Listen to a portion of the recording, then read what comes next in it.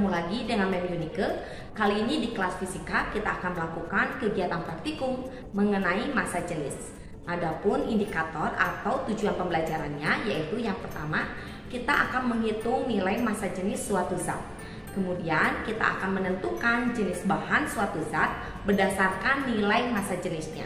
Sebelum kita mulai kegiatan praktikum, mari kita bahas terlebih dahulu apa itu massa jenis. Massa jenis merupakan salah satu contoh sifat fisika yang dimiliki oleh suatu zat. Zat yang berbeda pasti memiliki nilai massa jenis yang berbeda.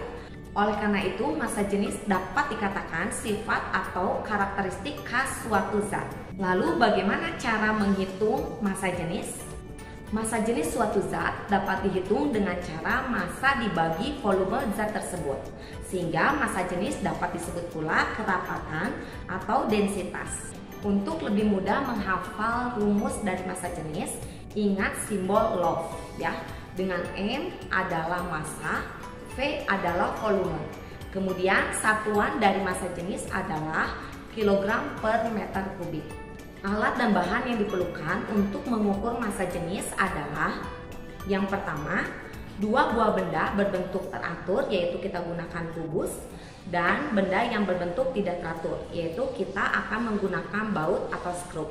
Kemudian untuk mengukur volume benda yang teratur kita gunakan penggaris, sedangkan untuk mengukur volume benda yang tidak teratur kita akan menggunakan gelas ukur dan air.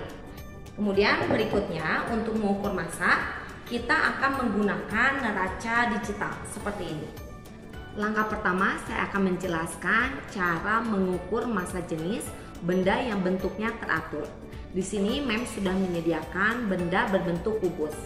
Nah, ingat untuk menghitung massa jenis kita harus mencari nilai massa dan juga nilai volume suatu benda.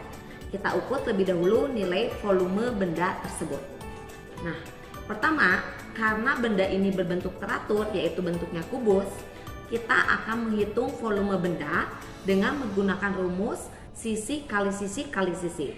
Sehingga kita menggunakan penggaris untuk mengukur panjang sisi dari kubus tersebut. Caranya seperti ini.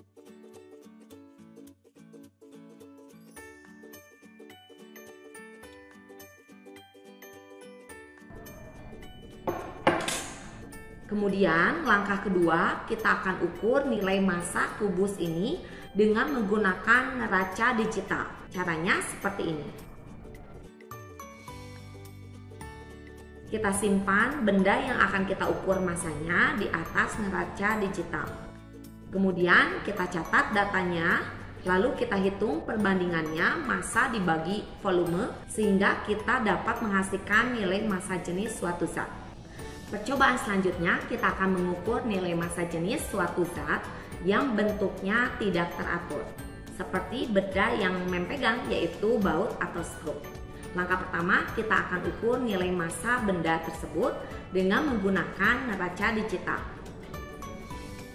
Kita catat data yang terukur pada neraca digital sebagai massa benda.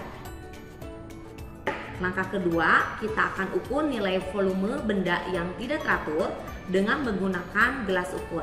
Caranya, kita masukkan air sebanyak 100 ml ke dalam gelas ukur.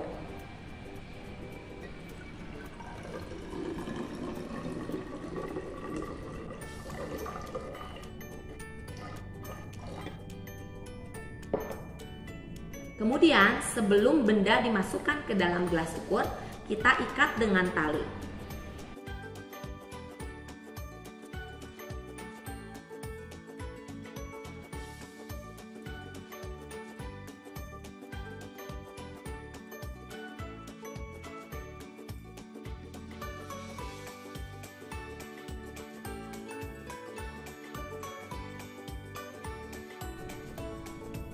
Kemudian kita masukkan ke dalam gelas ukur secara perlahan dan lakukan dengan hati-hati.